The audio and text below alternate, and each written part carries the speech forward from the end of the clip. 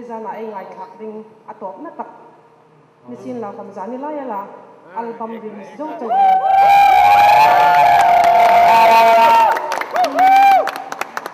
ai ho tunu pilarem simen a produce singat langwa Joseph M Pakhuongte